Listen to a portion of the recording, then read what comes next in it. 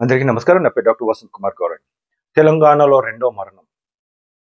డెంగూతో రెండో మరణం. అది పెద్ద కార్పొరేట్ హాస్పిటల్ యశోద సికింద్రాబాద్‌లో ఒక గర్భిణీ స్త్రీ అడ్మిట్ అయింది. అడ్మిట్ అయిన తర్వాత సిజేరియన్ సెక్షన్ చేశారు. సో, డెలివరీ తర్వాత కాంప్లికేషన్స్ రావడం, డెంగూతో మరణించడం. అదే విధంగా పుట్టిన పాపకు కూడా డెంగూ రావడం. మనం చూసాము డెంగూతో మరణం అనేది ఉండదని చాలా సార్లు చెప్పాను. కానీ ఇలాంటి మరణాలు ప్రతి సంవత్సరం జరుగుతూనే ఉన్నాయి. ఇవి ఎక్కడ కూడా కనిపించవు. ఇది ఒక న్యూస్ పేపర్‌లో రావడం జరిగింది అని మీ ముందు పెడుతున్నాను. గతంలో కూడా కల్లాడ ఖమ్మం డిస్ట్రిక్ట్‌లో ఒక అమ్మాయి 32 సంవత్సరాల అమ్మాయి కూడా చనిపోవడం జరిగింది. అక్కడ కూడా వాళ్ళ అమ్మాయికి 11 సంవత్సరాలు ఆమెకు కూడా డెంగూ. అంటే పిల్లలు అనేది వాళ్ళ తల్లిని కోల్పోవడం జరిగింది. ఇలాంటిది ఎక్కడ కనిపించదు. న్యూస్‌లో రాదు. వీడు వాడిని తిట్టుకున్నాడు, వాడు వీడిని తిట్టుకున్నాడు తప్ప అదే వస్తది తప్ప ఇంకేం లేదు.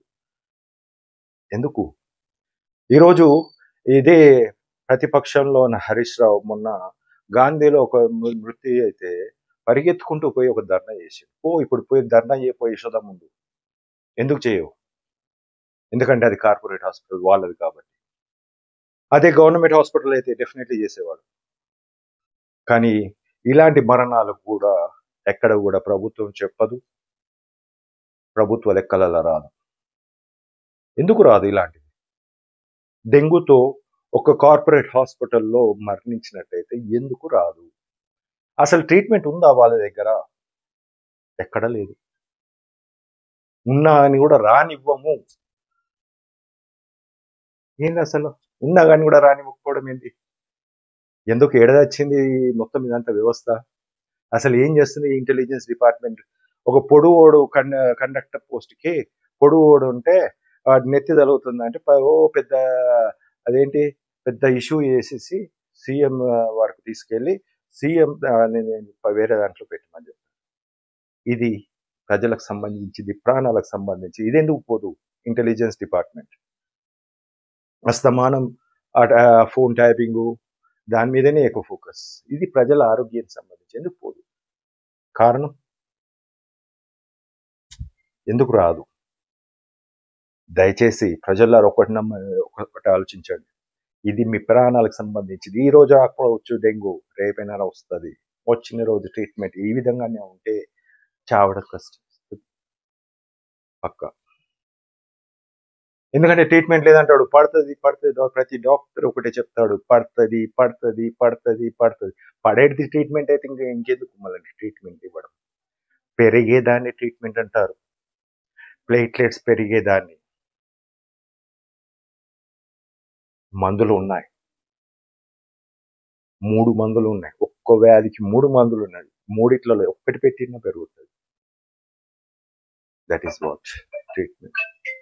దయచేసి ఈ వీడియోని లైక్ చేయండి, మిగతా వాళ్ళకు షేర్ చేయాల్సిన కోరు.